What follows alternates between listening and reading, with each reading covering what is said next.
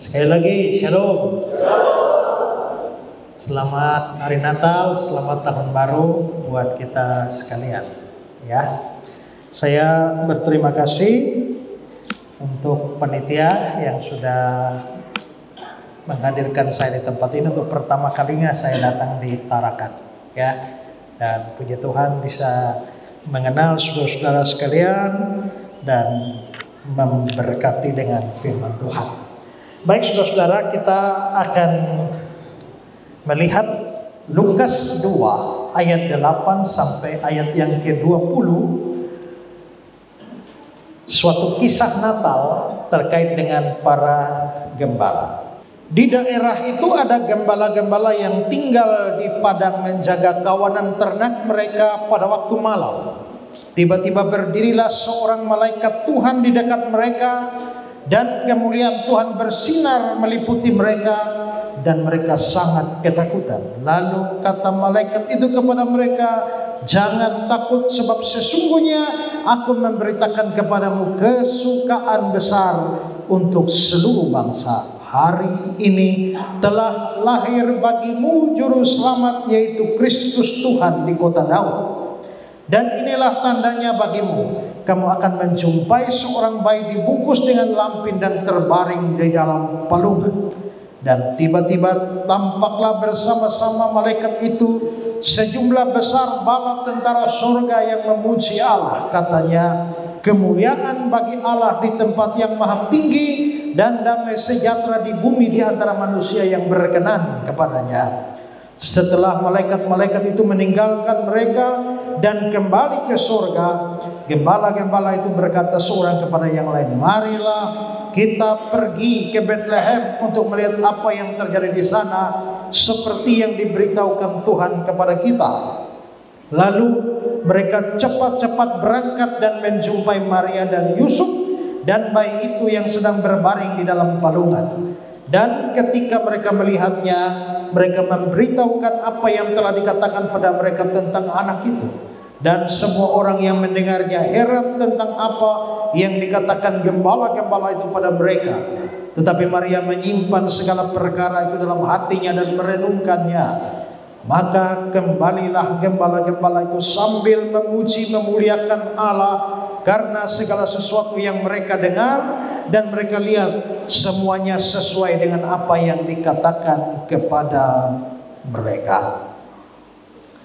Nah, Bapak Ibu, saudara-saudara, tema nasional yang diberikan oleh PGI itu adalah marilah sekarang kita pergi ke Bethlehem.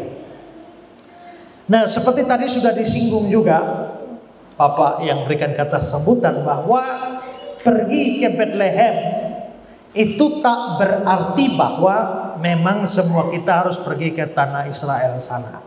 Ya, ini tidak bermakna harfiah. Pada waktu saudara membaca Alkitab, saudara harus melihat biasanya ada 3 arti. Ada arti harfiah, ada arti kiasan, ada arti simbolis. Pada waktu kita melihat misalnya Nuh melepaskan burung merpati, itu merpati sungguh-sungguh, harfiah. Tapi pada waktu Yesus dibaptis lalu Roh Kudus turun ke atasnya, itu bukan harfiah, itu simbol. Simbol dari Roh Kudus, hanya simbol saja. Tapi bukan berarti burung merpati adalah Roh Kudus. Karena kalau saudara sampai tangkap burung merpati, namanya tangkap Roh Kudus. Ya, sampai makan burung merpati itu namanya makan Roh Kudus. Tidak, itu cuma simbol. Ya, burung merpati ya burung merpati, Roh Kudus ya Roh Kudus, itu lain, hanya simbolnya saja. Makanya pada satu acara Pentakosta, pendeta sudah bilang sama Koster, nanti habis saya khotbah, lalu saya akan bilang, "Datanglah Roh Kudus." Kamu sudah beli burung merpati, naik di loteng. Begitu saya bilang, "Datanglah Roh Kudus," kamu harus lepas burung merpatinya. Wow, luar biasa ya. Sampai Koster sudah beli burung merpati, lalu pendeta berkhotbah, "Datanglah Roh Kudus, turunlah Roh Kudus." Pendeta lihat-lihat, kok burung merpati tidak ada keluar. Dia teriak lagi, "Turunlah Roh Kudus." Tidak ada juga suara. Dia pikir mungkin koster kurang dengar, maka dia kasih keras suara, turunlah Roh Kudus. Tiba-tiba koster dari loteng bilang, pendeta, Roh Kudus sudah dimakan kucing.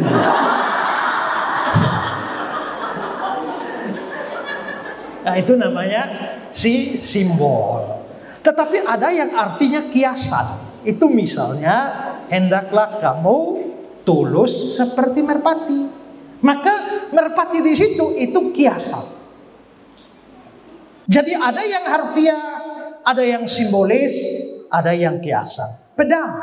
Pada waktu Petrus angkat pedang potong telinga hamba imam besar, itu pedang harfiah. Tapi pada waktu dikatakan bahwa firman Tuhan seperti pedang, itu simbol. Tapi pada waktu di Roma 13 dibilang tidak percuma pemerintah menyandang pedang, itu kiasan. Artinya pemerintah punya hak menghukum orang yang bersalah. Karena zaman dulu hukumannya itu pakai pedang, dipancung. Nah, ketika dikatakan marilah kita pergi ke Bethlehem, waktu gembala-gembala mengatakan begitu, itu harfiah. Bahwa mereka betul-betul pergi ke satu kampung yang namanya Bethlehem. Bet itu rumah, lehem itu roti. Makanya Bethlehem artinya rumah roti. Tapi kalau ayat yang sama dikatakan kepada kita, marilah kita pergi ke Bethlehem, itu tidak harfiah. Kalau harfiah maka marilah kita semua beli tiket, ikut Holy Land Tour, ya. Nah, lalu pergi ke sana. Lagi pula Bethlehem juga sekarang tidak di Israel, masuk wilayah Palestina sekarang itu. Karena Israel bermasalah sama Palestina, Israel bikin pagar tinggi sekali untuk memblokade orang Palestina. Sementara di dalam Palestina ada Bethlehem. Maka saya pernah ada di tembok itu. Temboknya tinggi sekali. Lalu akhirnya orang gambar bahwa di situ ada tulisan, ada gambar orang Majus di sana. Lalu ada tulisan, kalau Yesus lahir hari ini, orang Majus tidak bisa datang. Kenapa? Karena pagarnya Israel, temboknya Israel terlalu tinggi. Ya kan? Nah, jadi waktu dikatakan bahwa marilah sekarang kita pergi ke Yerusalem, tema yang diberikan ini sudah mempunyai makna yang lain. Bukan makna harfiah, tapi makna kiasan. Kalau saudara dari gereja Protestan, itu ada lagu, ku datang pada salib itu. Ku datang pada salib itu bukan berarti ajak saudara ke Golgota. Maksudnya ku datang pada salib itu maksudnya saya datang dan saya bergelut dan percaya kepada Yesus Kristus yang mati di salib di Golgota itu.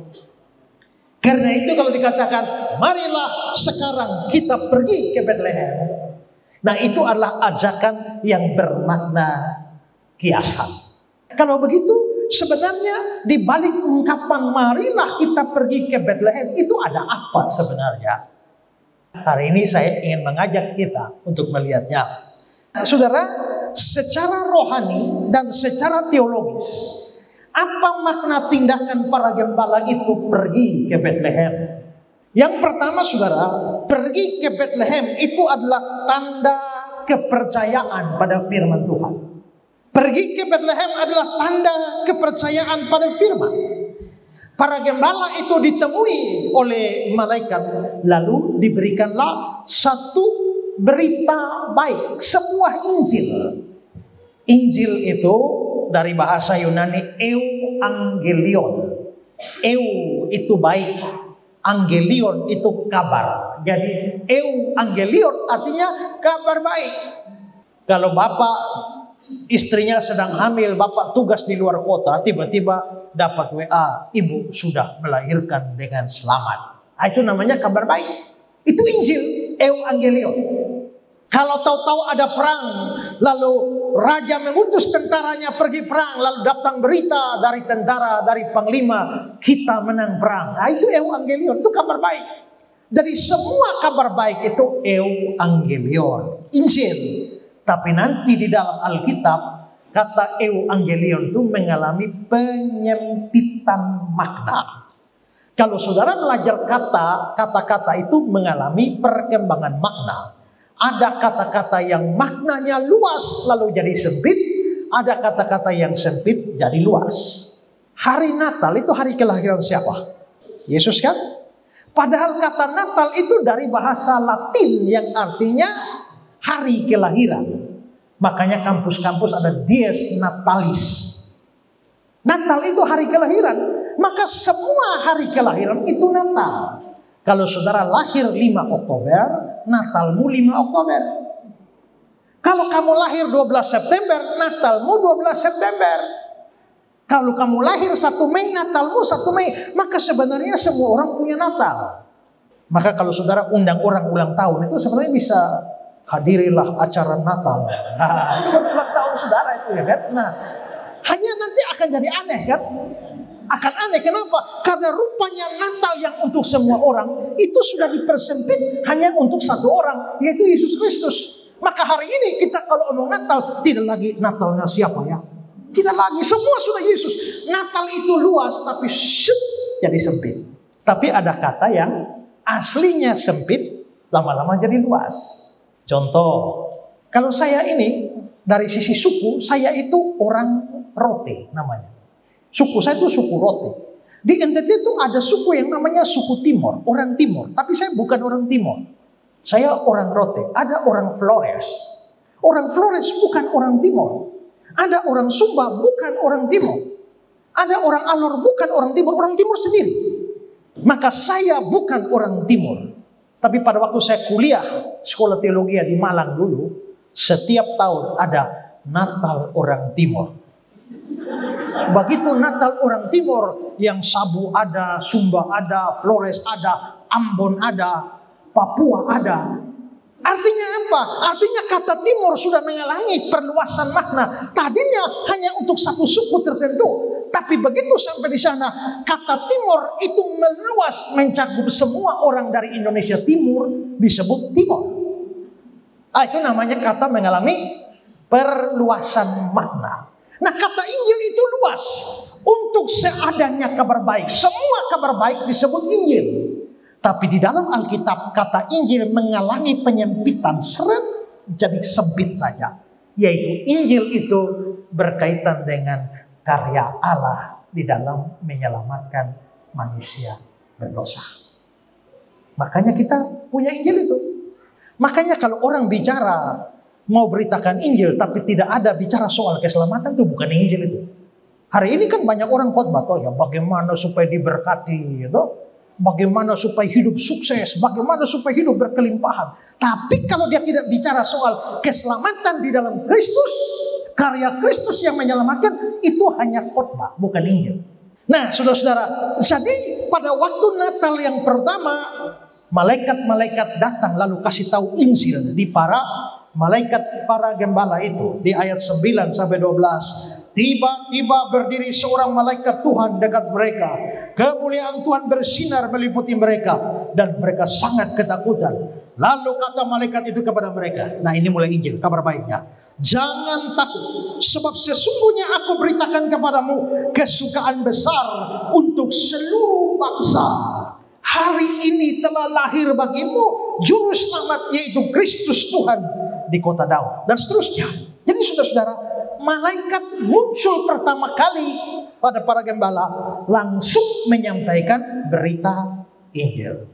Dan saudara-saudara, setelah itu malaikat meninggalkan mereka.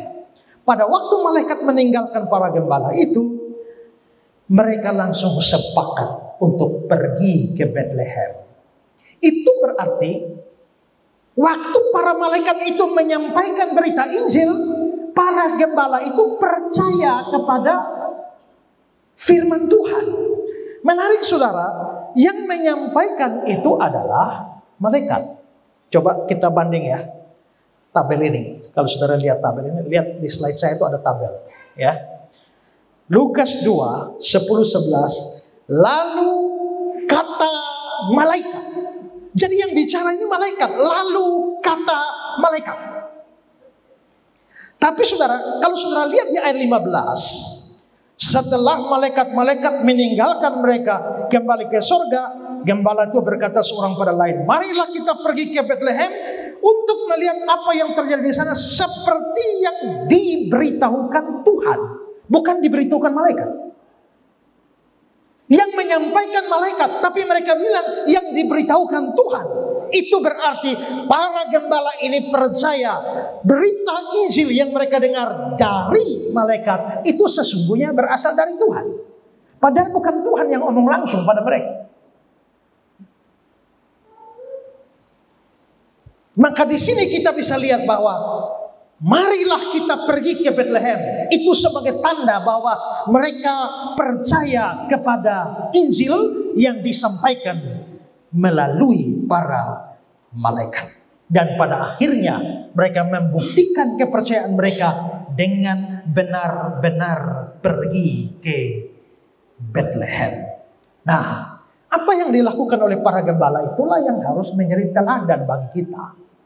Bahwa hari ini juga, ya, baik saudara-saudara, marilah kita siapkan hati untuk mendengar firman Tuhan. Firman Tuhan artinya Tuhan yang berbicara. Tapi yang naik Tuhan, bukan kan? Yang bicara kepada saudara sekarang ini bukan Tuhan. Yang bicara kepada saudara ini bahkan bukan malaikat. Yang bicara ini seorang manusia biasa, seorang hamba Tuhan saja. Sama seperti Injil yang diberitakan itu hanya oleh malaikat, hamba Tuhan juga. Tapi mereka menerimanya sebagai yang dikatakan Tuhan.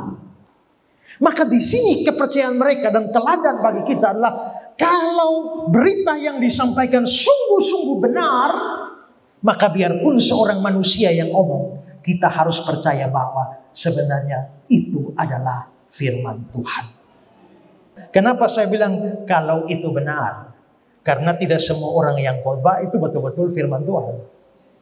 Karena kalau pendetanya naik lalu khotbahnya lain dari Alkitab, itu bukan firman Tuhan, itu firman setan. Karena sekarang banyak orang berbicara tapi di luar firman.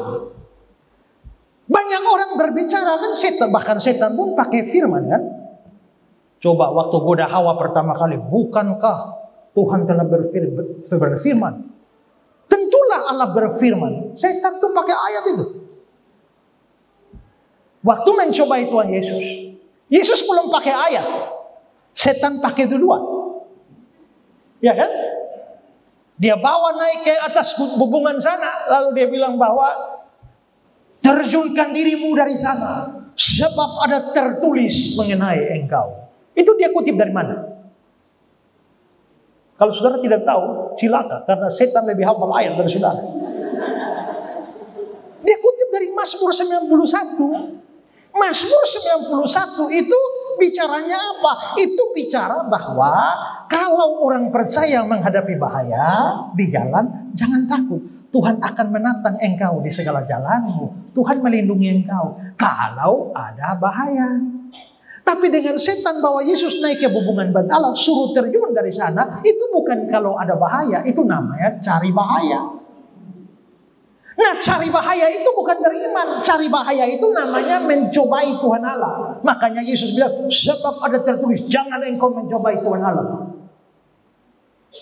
Kalau begitu dengan firman Tuhan saja orang bisa disesatkan.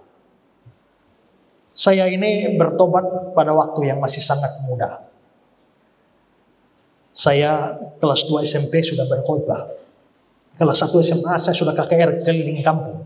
Kalau liburan itu saya selalu pergi ke kampung-kampung. Waktu saya bertobat pertama kali, saya dapat satu firman Tuhan yang menjadi ayat pegangan saya. Yesaya 43. Kalau engkau melewati air, engkau tidak akan hanyut. Melewati api, engkau tidak akan hangus. Aku telah memanggil engkau dengan namaku. Engkau ini kepunyaanku. Itu ayat yang saya pegang. Aku akan disebut, Tuhan akan menjaga aku sampai aku melewati air tidak akan hanyut, melewati api tidak akan hangus. Satu kali dalam sebuah pelayanan di kampung, waktu jalan ini saudara, saya lihat aneh. Ini orang-orang ada jalan di depan saya, tapi di jalan raya, tapi tiba-tiba mereka menggok, baru jalan. Mereka jalan terus, semua orang minggir keluar dari jalan raya, baru lagi. Ada apa mereka keluar jalan? Setelah saya mendekat, ternyata di jalan itu ada lebah jatuh itu, sarang lebah. Jadi seluruh jalan itu penuh lebah. Maka orang-orang langsung takut sama lebah, langsung menghindar. Pada waktu saya lihat lebah bertebaran begitu banyak di jalanan, teringatlah saya Yesaya 43. Kalau engkau melewati api tidak akan hangus, air tidak akan hanyut. Api saja tidak hangus, air saja tidak hanyut, apalagi hanya lebah. Maka saya bilang, dalam nama Yesus saya terobos itu gerombolan lebah. Dan gerombolan lebah keroyok sama saya hari itu. Waktu itu saya masih kurus. Tapi setelah dihajar lebah itu saya bengkak sampai sekarang tidak turun-turun. Lalu waktu itu saya dilarikan orang ke puskesmas terdekat. Dan saya heran.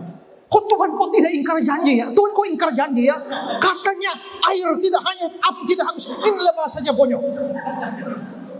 Saya marah sama Tuhan. Tapi lama-lama saya baca kitab Amsal. Dia bilang bahwa orang bijak kalau melihat malapetaka dia menghindar. Tapi orang bodoh berjalan terus dan kena celaka.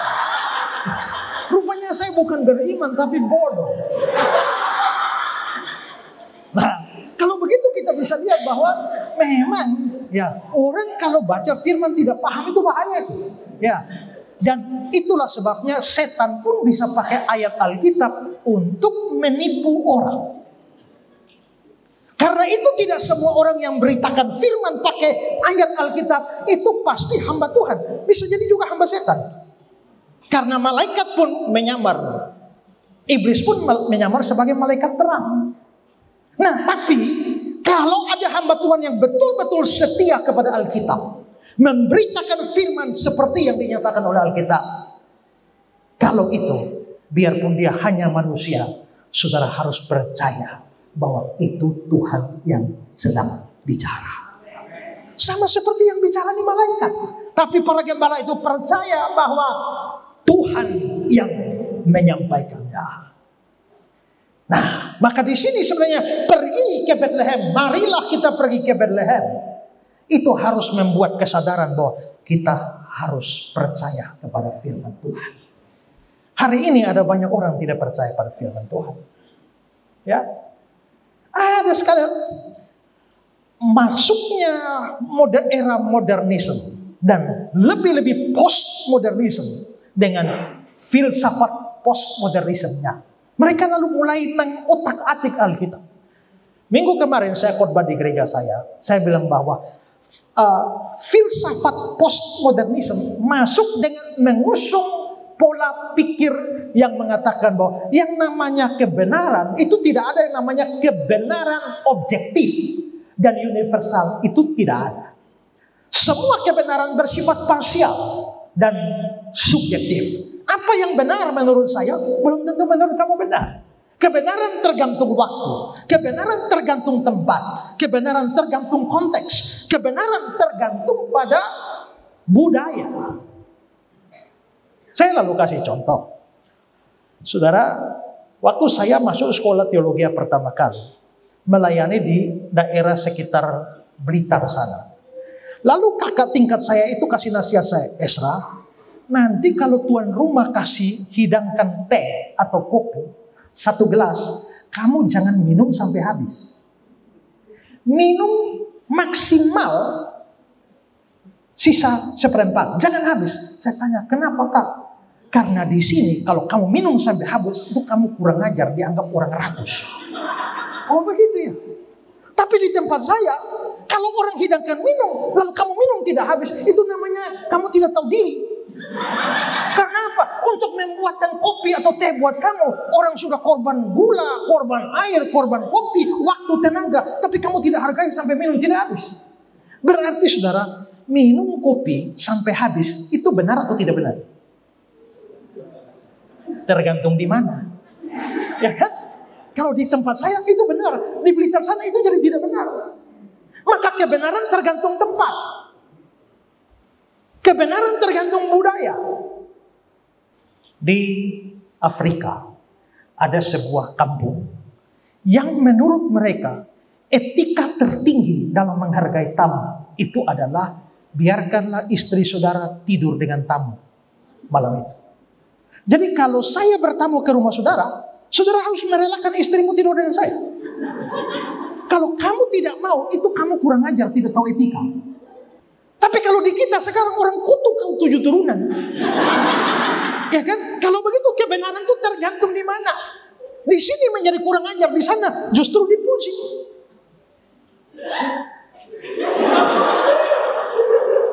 Itu di Afrika sana. Tapi saudara jangan tanya saya, Pak, itu kampung di mana ya? Bahaya itu. Coba kalau kita lihat orang berkhianat seperti Yudas, kita dengan mudah mengecam Yudas sebagai orang pengkhianat. Tapi pada waktu LPMI pergi ke Papua pada sekian dekade yang lalu mereka putar film Yesus. Dan ini orang-orang Papua di kampung-kampung itu lagi lihat ini film. Nah, lalu muncullah adegan Yudas mau tangkap Yesus, datang dengan sebuah ciuman. Bagi kita ini Yudas ini munafik, mau tangkap orang tapi cium. Tapi begitu Yudas mencium Yesus, tiba-tiba semua orang bangun dan tepuk tangan buat Yudas. Semua tepuk tangan buat Yudas. Kenapa? Karena bagi suku itu, mereka kan suka perang. Dan kalau orang yang bisa perang menaklukkan musuh dengan cara halus, itu orang hebat, pahlawan. Dan karena itu Yudas dianggap pahlawan hebat. Tepuk tangan buat Yudas. Nah, semacam itu. Akibatnya apa? Akibatnya mereka lalu mengatakan yang namanya kebenaran itu tidak pernah sungguh-sungguh kebenaran mutlak. Kebenaran itu relatif, tergantung orang, tergantung waktu, tergantung tempat. Karena kebenaran itu relatif, maka jangan paksakan kebenaranmu pada orang lain. Waktu orang makan satu makanan, yang satu bilang, wih enak sekali, yang satu bilang, oh tidak enak.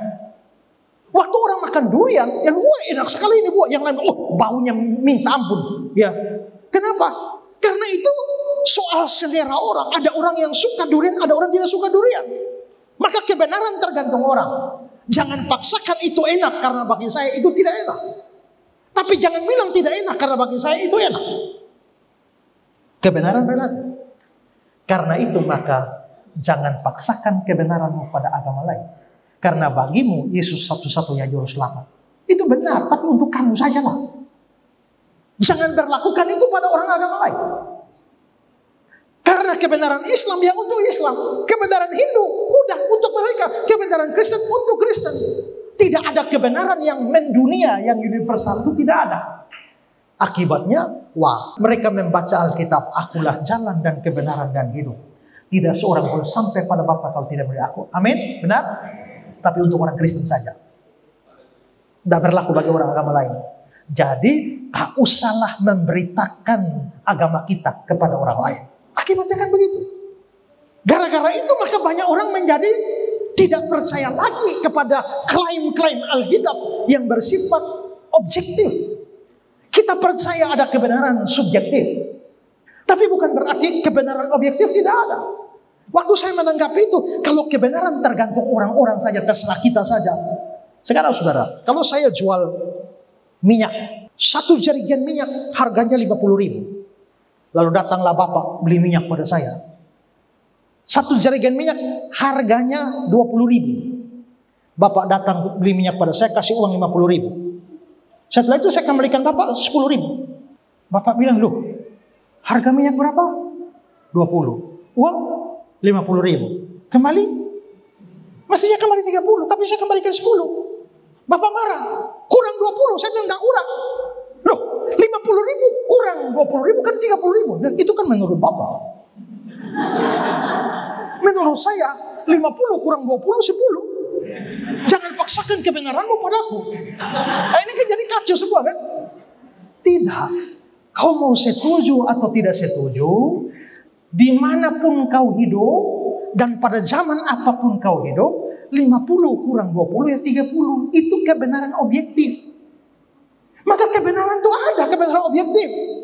Maka ketika Alkitab berkata semua orang adalah orang berdosa, Allah itu adil, dia akan melemparkan orang berdosa ke dalam neraka. Tapi Allah mengasihi dunia ini sehingga memberikan seorang juru selamat. Yang percaya dapat hidup yang kekal, yang tidak percaya binasa. Itu kebenaran-kebenaran objektif. Karena itulah maka kita harus percaya kepada firman Tuhan. Harry Emerson Fosdick pendeta dari Riverside Church di New York. Satu kali Natal dia berkhotbah, aku tidak percaya Yesus lahir dari seorang perawan, dan aku harap Anda pun tidak mempercayainya.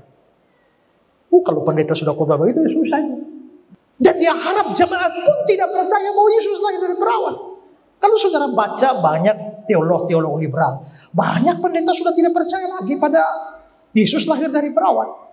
Dan bagi mereka kan tidak masuk di akal bagaimana seorang perempuan bisa hamil tanpa hubungan dengan laki-laki, tidak masuk di akal. Tapi saya menanggapi, bukan tidak masuk di akal. Karena bagi banyak orang, hidup itu hanya masuk akal dan tidak masuk akal. Tidak. Filsuf Inggris John Locke itu bilang, pengetahuan itu ada 3 macam. Pertama namanya rasional, masuk akal. Yang kedua namanya kontra rasional, bertentangan dengan akal. Tapi ada yang ketiga namanya supra-rasional, di atas akal. Supra itu di atas, super itu di atas, lebih tinggi dari yang lain. Ada banyak men, tapi ada men lebih hebat dari men yang lain. Namanya Superman. Ada banyak mie, tapi ada mie yang lebih hebat dari mie yang lain. Namanya Supermie. Jadi supra itu di atas. Rasional, kontra rasional, supra rasional. Kalau kau makan 2 piring dan kenyang, rasional. Kau makan 13 piring tidak kenyang, itu kontra rasional. Tapi kau puasa 40 hari tidak makan, tidak minum, tapi tidak jadi almarhum, itu namanya supra rasional. Nah, Tuhan Allah itu yang menciptakan rasio kita, maka dia ada di atas rasio kita. Maka Allah itu supra rasional. Kalau dia supra rasional, hanya bikin seorang perempuan muda hamil saja tanpa hubungan dengan laki-laki, apa susahnya? Terlalu mudah. Dan itulah mujizat. Mujizat itu sesuatu yang supranatural. Tapi kalau mau paksa natural juga boleh. Karena apa? Karena Tuhan Allah pernah menghadirkan manusia dalam dunia ini dengan 4 cara. Pertama, dia tidak pakai laki-laki, tidak pakai perempuan, hanya pakai tanah saja. Waktu dia hadirkan Adam. Yang kedua, dia hanya pakai laki-laki, tidak pakai perempuan. Waktu dia hadirkan Hawa, karena perempuan belum ada, laki-lakinya ditidurkan, dibedah, ambil tulangnya, bangun laki perempuan. Yang ketiga, pakai laki-laki dan perempuan. Waktu dia hadirkan kita semua karena lihat papa mama. Tidak laki-laki, tidak perempuan, sudah pernah. Pakai laki, tidak pakai perempuan, sudah. Pakai laki-laki dan perempuan, sudah. Kurang 1. Pakai perempuan, tidak pakai laki-laki. Waktu dia hadirkan manusia Yesus Kristus di dalam Natal. Maka iman kita itu iman yang rasional. Karena itu, sebagai orang Kristen, belajarlah percaya dan menghargai firman Tuhan. Maka marilah kita pergi ke Bethlehem. Artinya apa? Artinya mereka sungguh-sungguh percaya kepada firman Tuhan. Itu pertama. Kedua, pergi ke Bethlehem adalah tanda kerinduan untuk bertemu dengan Juru Selamat. Berita yang disampaikan oleh para malaikat adalah berita tentang kelahiran Sang Juru Selamat. Karena itu ketika para gembala berkata, marilah kita pergi ke Bethlehem, setelah malaikat meninggalkan mereka, itu menunjukkan bahwa mereka rindu ketemu dengan Juru Selamat. Hari ini telah lahir bagimu Juru Selamat, tapi bukan di sini, di kota Daud, di Bethlehem. Marilah kita pergi ke Bethlehem. Tadi ada berita tentang Juru Selamat. Sekarang mereka, ayat 15 itu, marilah kita pergi ke Bethlehem. Artinya apa? Artinya mereka rindu untuk ketemu dengan Juru Selamat. Saking rindunya, mereka itu buru-buru. Lihat ayat 16. Lalu mereka cepat-cepat berangkat. Respon mereka yang segera itu menunjukkan kesungguhan mereka, ketaatan mereka. Saudara, kalau saudara memerintahkan sesuatu, lalu sesuatu itu dilakukan, mungkin saudara anggap taat. Ya memang. Tapi kalau saudara punya pembantu di rumah, saudara bangun pagi jam 8, ada pembantu. Maria, ya Bapak, bikin kopi dulu. dan Maria bikin kopi. Saudara anggap Maria taat atau tidak? Maria bikin kopi dulu dan Maria antar kopi. Saudara anggap Maria taat? Taat tidak? Taat. Tapi kalau saudara bangun jam 8, Maria kopi dulu dan Maria antar kopi tapi jam 5 sore. Saudara anggap Maria taat? Kalau begitu melakukan itu ya, tapi melakukan dan ditunda itu namanya tidak taat. Ketaatan itu adalah taat segera. Makanya ketika Abraham disuruh malamnya ambillah anakmu, persembahkan dia sebagai korban bakaran. Begitu bangun pagi-pagi Abraham langsung lakukan.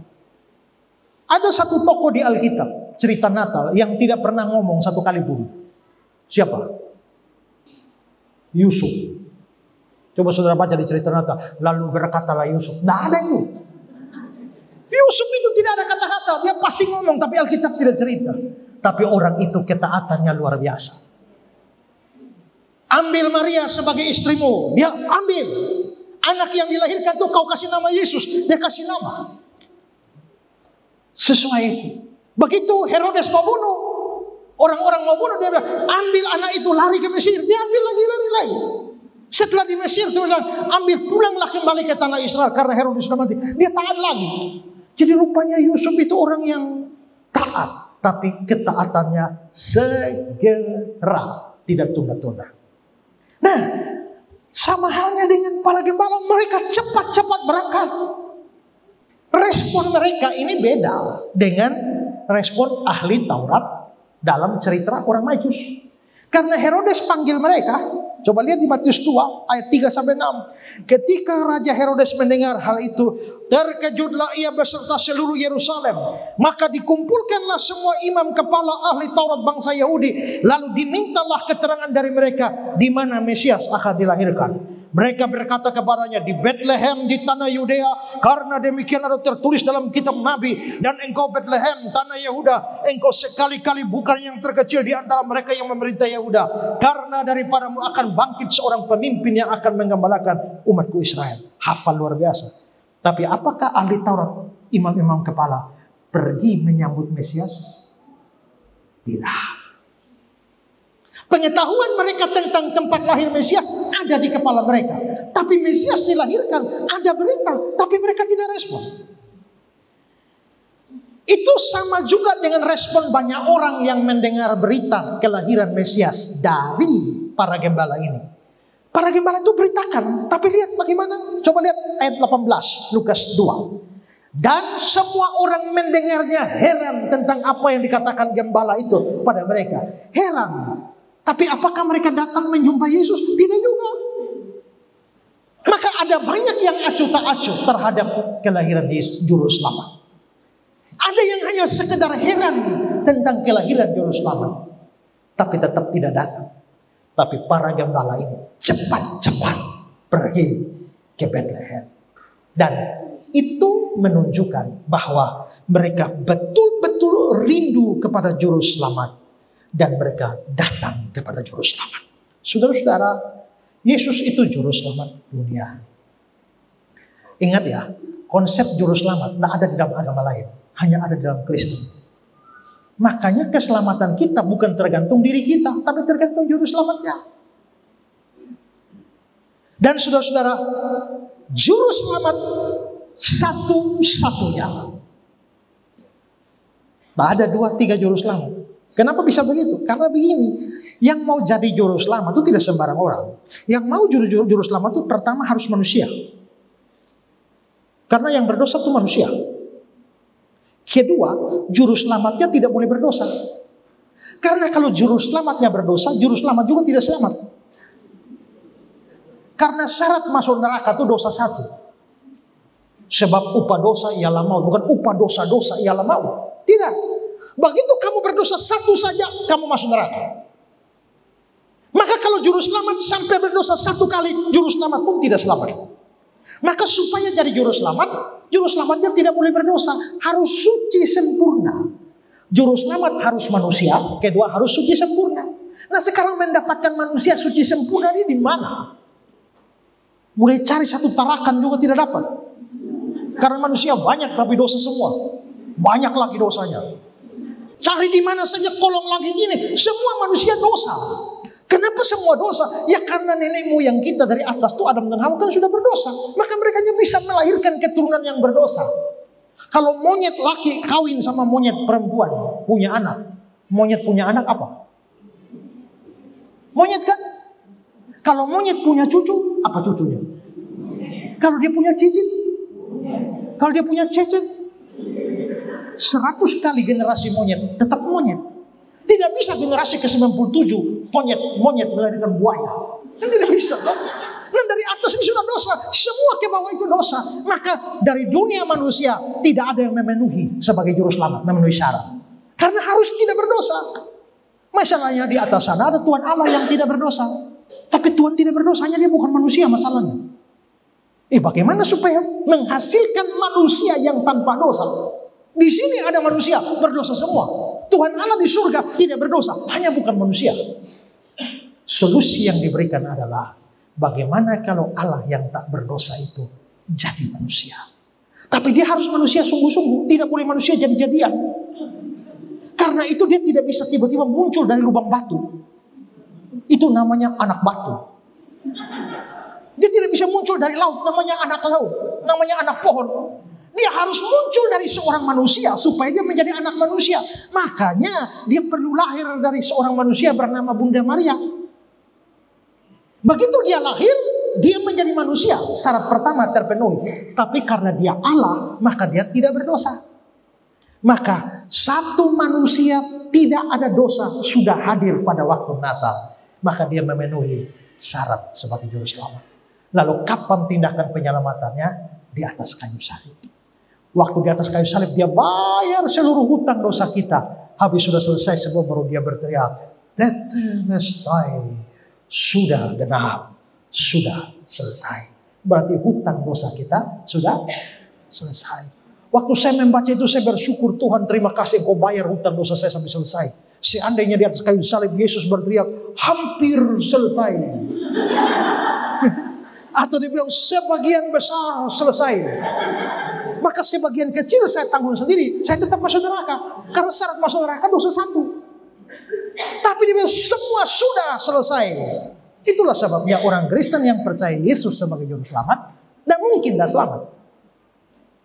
Nah sekarang pikir, kalau juru selamat itu harus manusia dan tidak berdosa, selain Yesus ada lagi nggak yang model begitu? Tidak ada. Kalau begitu juru selamatnya cuma satu.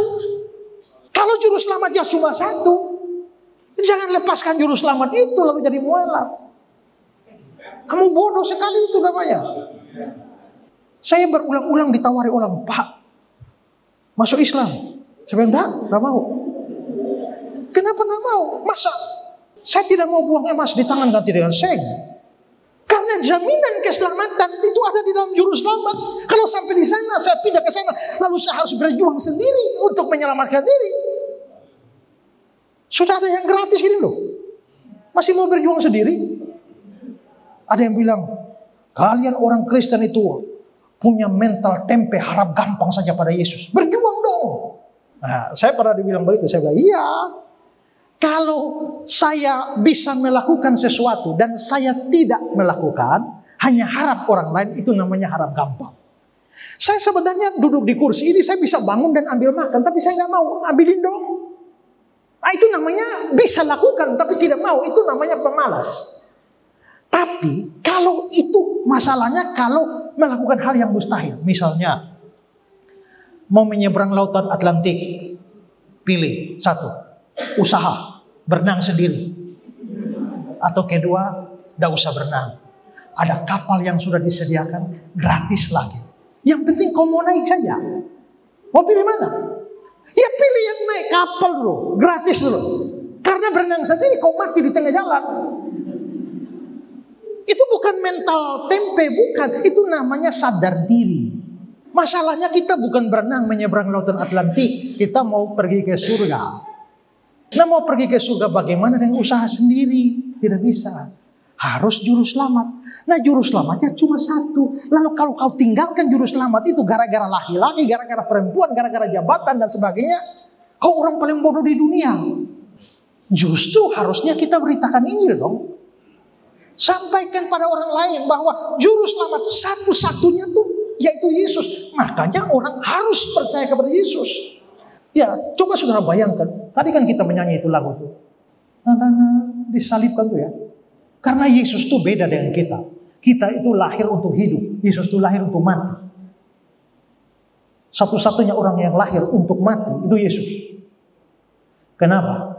Karena kalau dia tidak mati, tidak ada jalan lain manusia selamat. Kalau ada jalan lain untuk manusia selamat, tidak usah dia datang repot-repot lah, pakai acara lahir di Palungan lah, mati di atas kayu salib, terlalu repot itu. Kalau seandainya ada jalan lain, coba saya kasih ilustrasi begini. Ada gedung lantai 30 kebakaran, semua orang sudah selamat.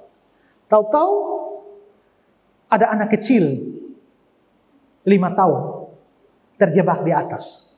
Dan saudara juga di atas dan lihat. Lantai 30. Dan saudara-saudara, gedung sudah terbakar dan hampir runtuh.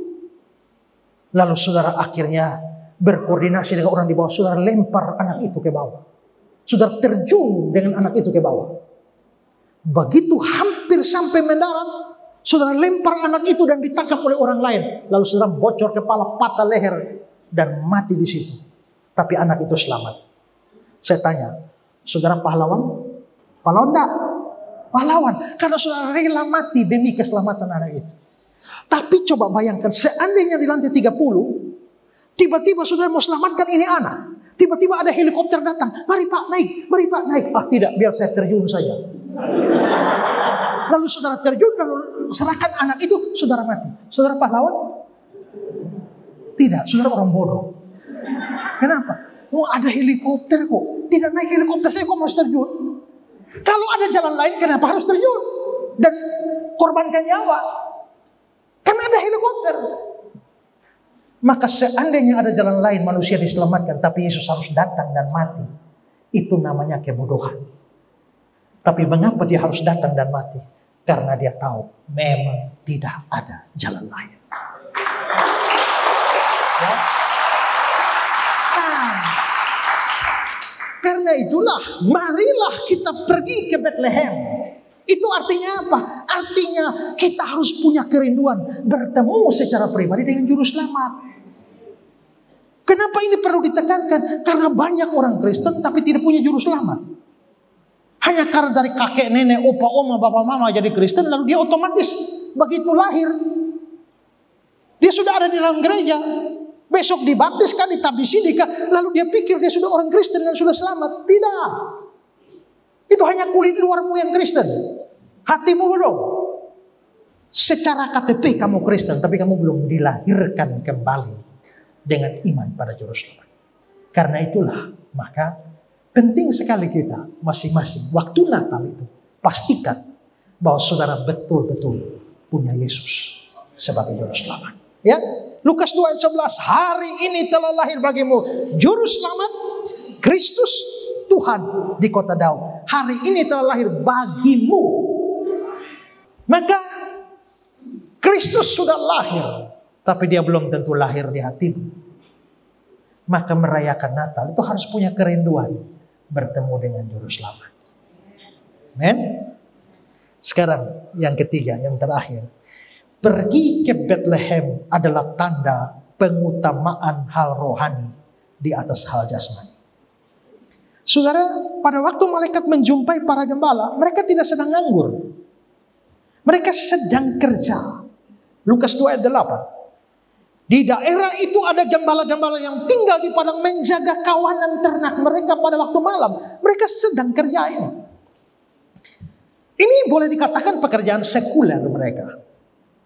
Sebenarnya walaupun memang pekerjaan sekuler, tapi ada hubungan dengan agama juga. Karena kita tahu bahwa orang Israel punya sistem kurban. Kurban kambing domba dalam segala upacara seremonial mereka. Maka butuh stok domba banyak. Di mana-mana kalau ada warung babi, maka perlu stok babi banyak. Maka orang ternak babi. Nah, domba butuh banyak.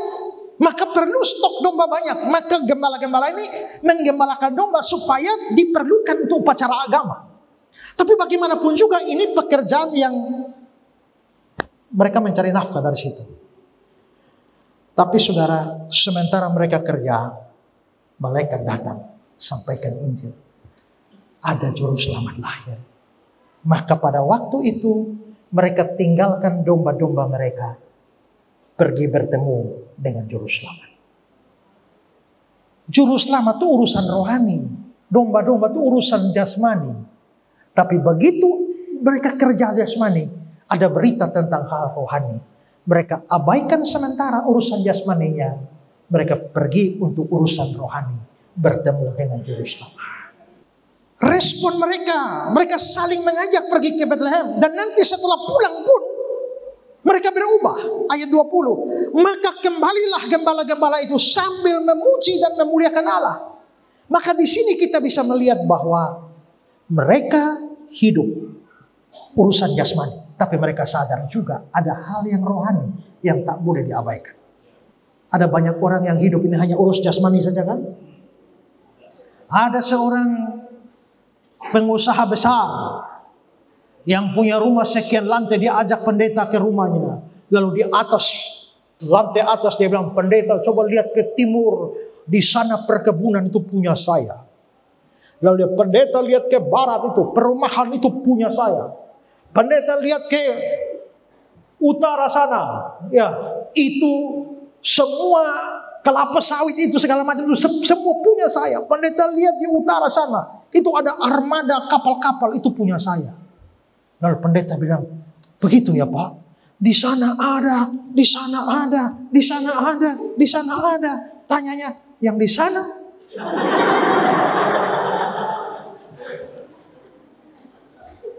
Berapa banyak orang yang hidup ini, dia hanya pikir urusan jasmani. Tidak pernah muncul hari Minggu di gereja, nanti tunggu hari Natal baru dia keluar. Pendeta Raprap dari Jakarta itu bilang bahwa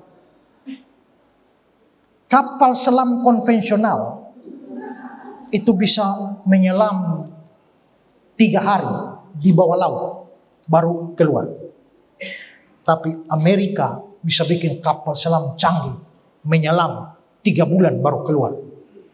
Tapi kapal selam orang Kristen lebih canggih. Dia bisa menyelam 1 tahun baru dia keluar. Terutama 25 Desember baru dia keluar. Nanti habis Natal dia selam ulang lagi. Kenapa di gereja-gereja terutama daerah mayoritas Kristen, kalau pas hari Natal di gereja-gereja harus dibuka tambah tenda di luar? Karena gedung gereja tidak muat. Lalu hari Minggu biasa gereja saja tidak penuh. Pertanyaannya, bersembunyi di mana orang-orang ini? Kan? Itu berarti bahwa urusan jasmani orang begitu peduli, tapi urusan rohani mana mau orang tinggalkan pekerjaan urus rohani. Nah, tapi firman Tuhan ajarkan manusia itu kan perpaduan jasmani rohani. Karena manusia diciptakan dari debu tanah, lalu Tuhan hembuskan napas, ada jasmaninya, ada rohaninya. Maka perlu seimbang.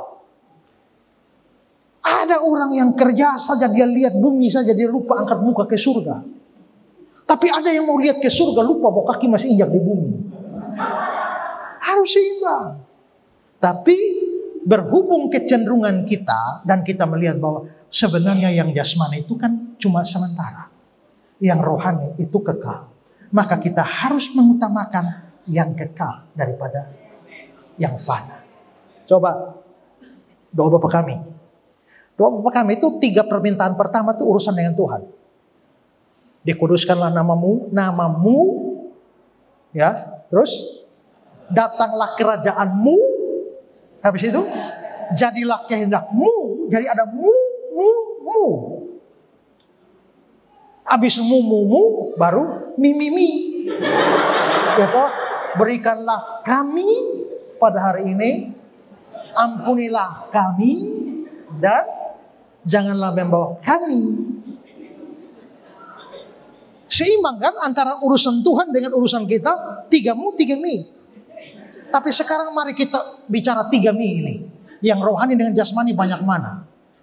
Berikanlah kami makanan kami. Itu jasmani. Kan ada 3. Jasmani 1. Ampunilah kami akan kesalahan kami. Ampuni kesalahan dosa itu apa? Itu rohani. Janganlah membawa kami ke dalam pencobaan itu apa? Itu rohani. Berarti untuk manusia ada 3 permintaan. Tapi yang untuk kepentingan jasmani cuma 1. Kepentingan rohani itu 2. Artinya waktu berdoa tuh jangan hanya jasmani melulu. Ada orang yang berdoa hanya jasmani itu. Tuhan pekerjaanku, kambingku, babiku, ya segala macam. Dia jasmani saja. Tapi dia lupa berdoa yang rohani supaya dia bisa tambah sabar, dia tambah jujur, pengertian firman Tuhan tambah setia melayani, tidak pelit. Banyak orang berdoa itu hal rohani. Coba. Waktu saudara dari rumah mau pergi kantor Tuhan, sekarang saya mau pergi kantor Tuhan serta di perjalanan sampai tiba dengan selamat. Sampai di kantor dia mengucap, terima kasih Tuhan karena Engkau telah memimpin hamba tiba dengan selamat. Yang dia maksudkan selamat itu selamat apa? Jasmani atau rohani? Jasmani karena tidak kecelakaan. Dari rumah ke kantor dia bisa selamat jasmani, tapi dia bisa kecelakaan rohani berulang-ulang. Karena sementara dia menyetir, tiba-tiba ada orang mau senggol dia, babi kau. Itu berarti dia sudah mengalami kecelakaan rohani. Sementara nyetir-nyetir pikirannya kotor. Ya, maka kecelakaan rohani. Dia bisa kecelakaan rohani berulang-ulang dari rumah sampai kantor. Tapi waktu dia berdoa, terima kasih Tuhan telah menyertai hamba sampai dengan selamat. Berarti yang dipikirkan selamat cuma jasmani. Rohani tidak. Saya pernah berjalan dengan keluarga tuh, liburan dengan keluarga.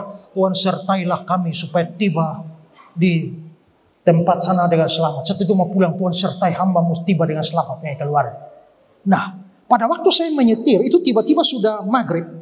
Dan sudah mulai silau ini. Tiba-tiba ada motor di sana yang lampu jauh. Karena dia lampu jauh saya sukar lihat ini lampu. Lalu akhirnya saya buka kaca, saya bilang lampu. Waktu saya bentak lampu, saya jalan terus. Ini motor balik kejar saya. Lalu dia bilang, kau bilang apa? Saya bilang lampu. Lalu dia bilang, kau mau apa? Kau mau apa juga?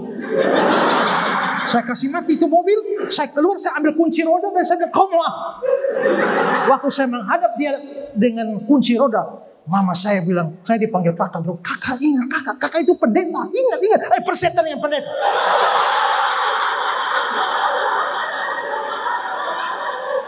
Nah, sampai di rumah saya baru terima kasih Tuhan sudah menyertai kami dengan selamat. Selamatnya apa? Jasmani. Tapi rohani saya kecelakaan fatal tadi. Ya kan? Nah kalau begitu kita bisa lihat bahwa penting bagi kita memikirkan hal-hal rohani. Karena yang jasmani itu sementara. Yang rohani itu kekal. Cari uang itu juga penting. Tapi sementara. Karena ada saatnya uang tidak bisa menolong lagi. Cari emas juga penting, tapi emas tidak bawa ke surga. Ada orang kaya raya sekali pas mau mati. Malaikat datang jemput dia, bilang, malaikat sebelum pergi izinkan saya bawa emas 10 kilo. Malaikat bilang tidak usah, di surga tidak perlu emas. Nah 5 kilo saja malaikat. Malaikat tidak usah juga, di surga tidak perlu emas 5 kilo. 3 kilo, malaikat bilang tidak perlu 1 kilo. Akhirnya malaikat kesal, ya sudah bawalah emasmu 1 kilo. Begitu mendarat di surga, seluruh jalanan dari emas, seluruh gedung dari emas, semua emas berkilau. Waktu semua sudah emas, tiba-tiba dia lihat tasnya 1 kilo. Waduh, di sini 1 gedung emas, ini hanya 1 kilo. Percuma bawa emas, tahu begini tuh usah bawa. Nah, begitu malaikat salah mata, dia buang emasnya dan dia pergi. Waktu dia buang emasnya, ada satpam misalnya, prit, dilarang buang sampah sembarangan. Jadi rupanya di sini emas 1 kilo, tapi di sana itu sampah. Nah, kalau begitu kita sadar bahwa hidup ini ada jasmani dan rohani. Maka silakan urusan Tuhan juga mau orang rajin, tidak mau orang malas. Tapi pada waktu kamu bekerja, kamu harus sadar. Ada hal yang lebih penting dari urusan jasmani, yaitu urusan rohani. Itulah sebabnya para gembala tinggalkan dulu domba-domba mereka. Pergi ketemu juru selamat dulu. Nanti habis itu mereka pulang lagi. Tapi sambil kerja, sambil memuji dan memuliakan Allah. Hidup ini hanya sementara. Ya, hanya 10, 20, 50, 70, 80 tahun. Ya. Nah, istilah hidup ini. Hidup yang sementara ini harus bisa memikirkan yang kekekalan. Terakhir, ada seorang pelaut. Dia terdampar di sebuah pulau. Begitu dia terdampar di pulau itu, dia tanya, di sini rajanya siapa? Lalu orang pulau itu bilang, tidak ada raja. Kenapa tidak ada raja? Tidak ada orang berani jadi raja. Loh kenapa? Karena di sini undang-undangnya aneh. Siapa saja boleh jadi raja, tapi masa jabatan hanya 7 tahun. Habis 7 tahun, harus dibuang ke pulau sebelah. Masalahnya pulau sebelah itu ada buaya, macan tutul, ya, ular, semua binatang buas ada di sana. Jadi ada orang jadi raja, lengser 7 tahun, buang di sebelah, langsung dimakan binatang buas. Sejak itu tidak ada orang lagi mau jadi raja. Kau mau jadi raja di sini? Tidak ada yang berani lagi. Mereka tawar itu pelaut, kau mau jadi raja? Lalu pelaut itu berpikir, kalau saya jadi raja, saya perintah apa saja kalian ikut. Iya, tidak ada yang melawan. Iya, pokoknya kau raja, kau perintah apa kita ikut. Tapi ingat, habis 7 tahun pindah di sebelah. Maka ini nelayan bilang, oke, kalau begitu saya terima jadi raja. Begitu dia jadi raja, naik jadi raja.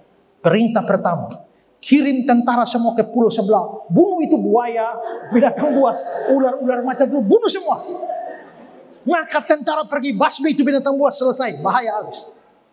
Perintah kedua, dirikan sebuah istana di pulau sebelah, lebih mewah dari istana ini. Maka orang bangun. Menjelang akhir tahun ke-7 dia bilang, pegawai-pegawai terbaik pindah ke sebelah. Maka semua pindah ke sebelah. Menurut undang-undang habis 7 tahun dia letakkan jabatan, harus pulau sebelah. Begitu dia pulau sebelah, aman, tentram, tenang semua. Kenapa? Orang pindah. Hidup di sini, jangan lupa besok akan pindah. Sebelum pindah, siapkan tempat. Orang bodoh berleha-leha 7 tahun, habis itu pindah 7 tahun, binasa. Kita ini menumpang di dunia ini. Dan ada saatnya beralih dari dunia ini ke dalam kekekalan. Sudah siap belum? Siap pakai apa? Kamu hanya bisa siap, tidak bisa siap. Kamu hanya butuh dipersiapkan. Di rumah Bapakku ada banyak tempat tinggal. Ya? Kalau begitu, tidak usah repot-repot. Cukup kamu percaya Yesus, terima dia sebagai juru selamat dan Tuhan.